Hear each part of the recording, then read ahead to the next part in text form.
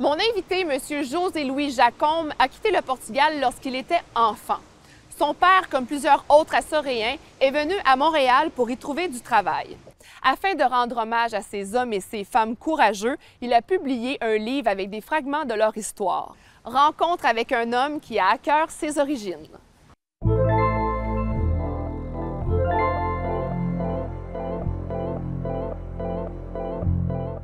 Mon père est parti en 1954, qui est en fait la deuxième année où les gens pouvaient immigrer du Portugal au Canada. Et donc, lui est parti en 54 et nous avons suivi le reste de la famille, c'est-à-dire ma mère, mon frère, ma soeur et moi, 4 ans après, en 58. L'idée, c'était d'amener des hommes. C'était pas amener des familles ou des couples, c'était des hommes. Et le Portugal a obtenu un quota d'hommes qu'il pouvait envoyer ici. Donc, c'est pour ça que c'était juste des hommes dans les premières années d'immigration portugaise vers le Canada. Donc, l'intention, c'est d'avoir une main-d'œuvre. Une main-d'œuvre qui allait travailler dans les fermes, dans les chemins de fer, la construction, donc des travaux très durs. D'ailleurs, on demandait aux hommes d'avoir des mains et des muscles. On ne demandait pas aux hommes d'avoir une tête. C'était un autre temps, là, réellement.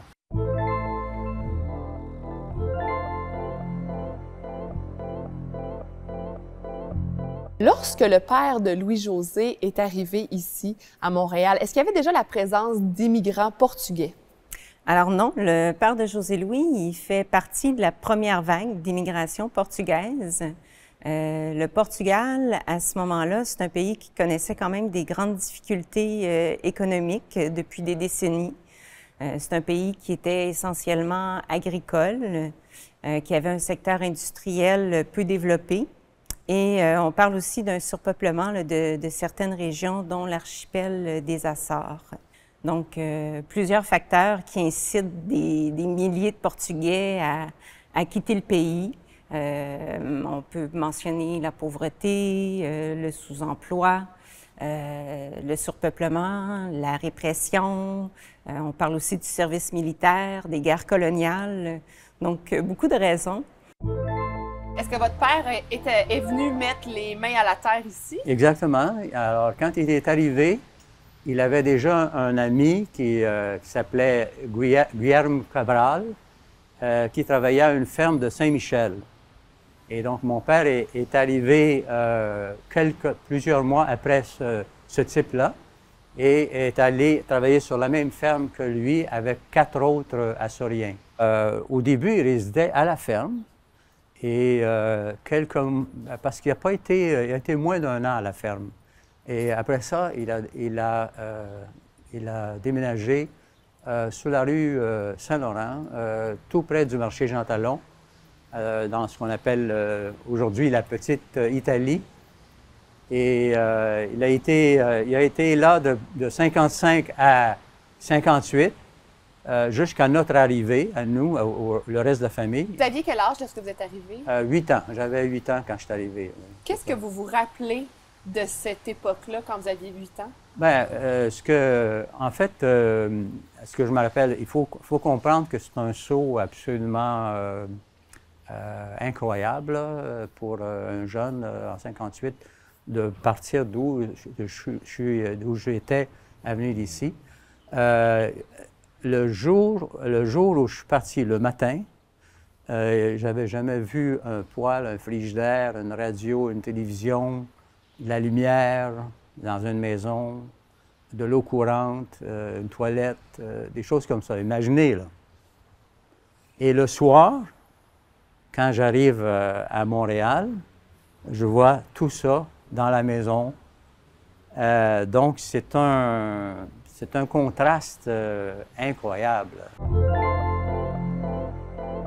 José-Louis ne va pas habiter le quartier des Portugais. Donc, pouvez-vous nous parler un peu de ce quartier-là et de l'endroit où José-Louis a habité?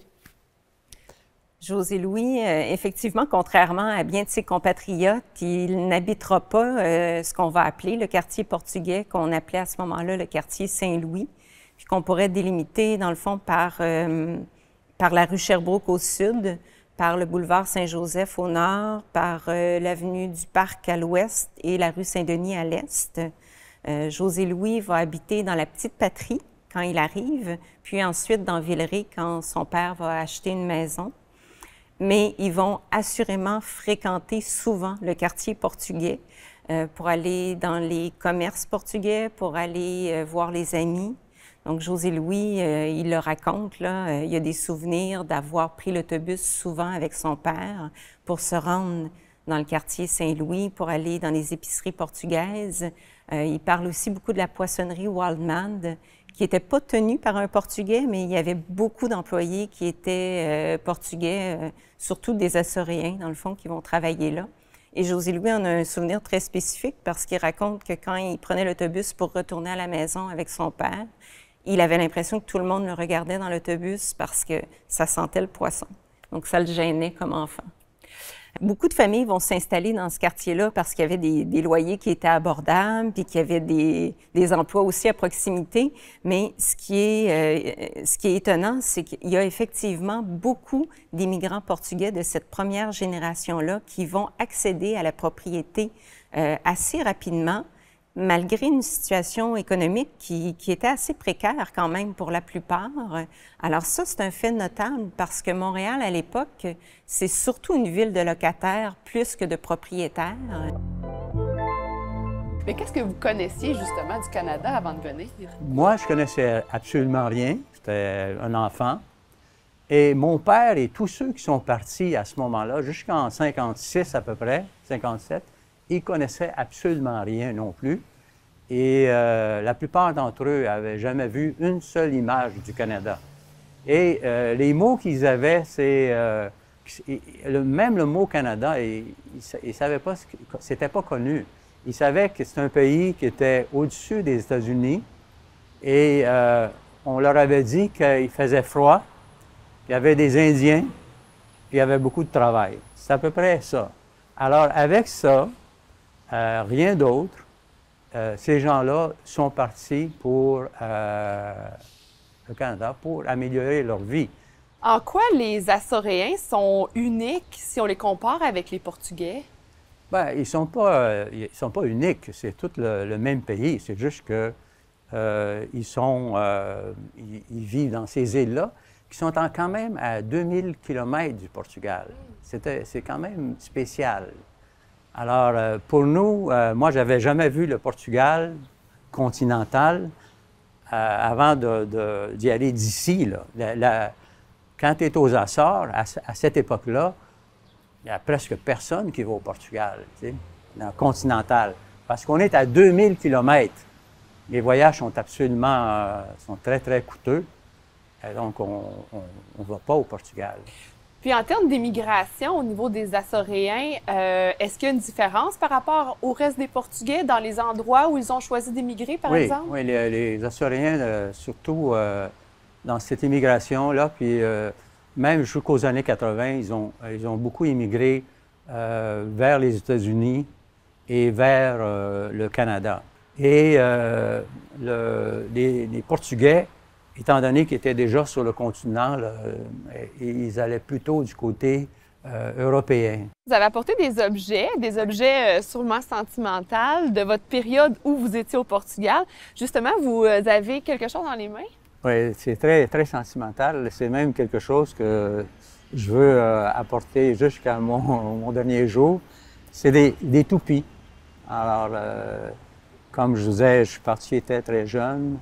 Pour moi, ces toupies-là, ça représente ces années-là que j'étais aux Açores. Et vous avez également d'autres objets, un livre en autres? fait, un livre qui est encore très connu là-bas, deuxième année.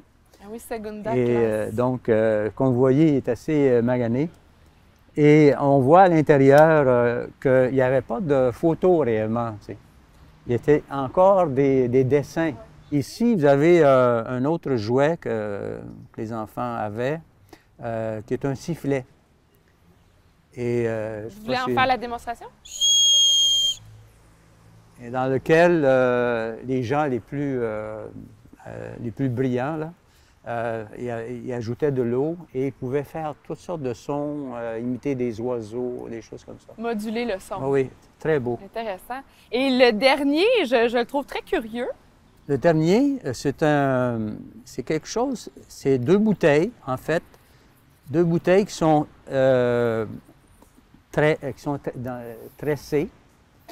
Et tous les immigrants açoriens, à peu près, dans les années 50, qui venaient dans les bateaux au Canada, apportaient 1 ou 2 de ces bouteilles-là pendues à leur épaule, en bandoulière. Donc ça, c'est une que j'ai gardée de mon père. Mon père en avait amené 2. J'en ai laissé une au Musée de l'immigration aux Açores comme cadeau. Et puis, j'ai gardé celle-là à la maison. Une chose que je n'avais jamais vue, c'est un flocon de neige. Ni en réalité, ni en photo. Donc, imaginez-vous que le jour où on débarque à Montréal, un 25 mars, et il y avait eu une tempête la veille, le 24 mars. Tous les fils, il y avait des fils brisés, il y avait des montagnes de neige partout. Pour moi, c'est pareil comme si on avait atterri sur une autre planète, littéralement. Mon père nous avait dit de nous habiller chaudement. Mais pour nous habiller chaudement, c'est nous habiller comme on est là. Tu sais, avec un petit chandail ou quelque chose comme ça. Fait qu'on est tous arrivés avec mal habillés. Oui. Comme tout le monde. Tout le monde, on n'était pas tout seul. Tout le monde était comme ça. C'est très difficile à dire. De se projeter, en fait, dans l'inconnu. Inconnu, c'est complètement inconnu.